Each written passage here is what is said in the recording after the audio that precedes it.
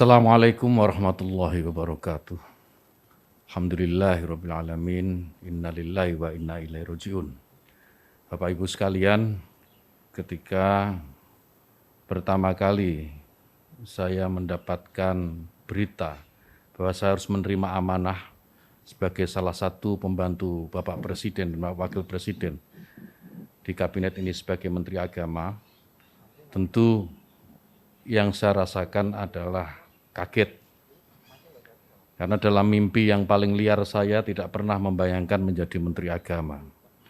Tetapi apapun tugas amanah yang sudah diberikan ini, saya sudah bertekad untuk mewakafkan seluruh hidup dan apa yang saya miliki untuk bangsa negara. Dan kebetulan sekarang mendapatkan kesempatan melalui Kementerian Agama, saya akan melakukan apa yang paling baik untuk bangsa dan negara ini.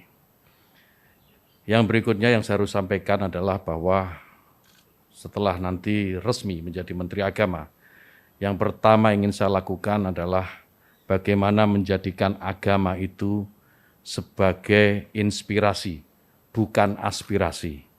Artinya apa? Bahwa agama sebisa mungkin tidak lagi digunakan menjadi alat politik, baik untuk menentang pemerintah maupun merebut kekuasaan, atau mungkin untuk tujuan-tujuan yang lain. Agama biar menjadi inspirasi dan biarkan agama itu membawa nilai-nilai kebaikan, nilai-nilai kedamaian dalam kehidupan berbangsa dan bernegara. Kemudian yang kedua tentu tugas yang tidak mudah, yaitu bagaimana bisa meningkatkan yang pertama adalah ukhuwah Islamiyah. Kenapa ukhuwah Islamiyah? Karena kita tahu bahwa mayoritas warga negara ini adalah pemeluk agama Islam. Maka negara ini akan damai, negara ini akan tentram jika sesama Muslim, sesama umat Islam ini memiliki ukhuwah atau persatuan di antara mereka. Yang kedua, meningkatkan ukhuwah watoniyah atau persaudaraan sesama warga bangsa. Kenapa ini penting? Karena kita tahu bahwa Indonesia ini merdeka, Indonesia ini lepas dari jajahan kolonial, itu karena perjuangan oleh semua agama, bukan hanya Islam.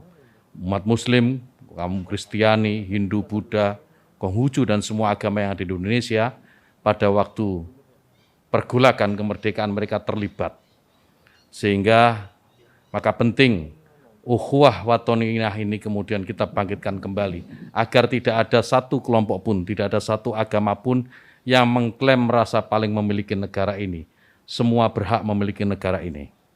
Kemudian yang ketiga, ukhuwah basyariah, persaudaraan atau persatuan sesama umat manusia.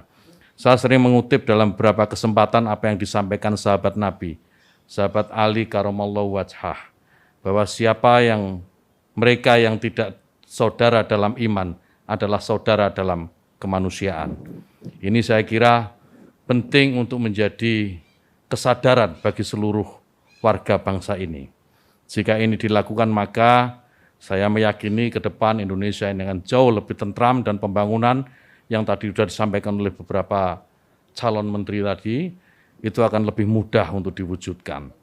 Kemudian yang ketiga yang tidak kalah penting adalah bagaimana bisa memajukan pendidikan agama di lingkungan Kementerian Agama. Pendidikan agama apapun, termasuk tentu di dalamnya adalah pondok pesantren. Bagaimana pondok pesantren bisa didorong mandiri dan pada akhirnya akan melahirkan kader-kader terbaik bangsa, kader-kader terbaik yang bisa memberikan sumbangsih terbaiknya untuk bangsa dan negara.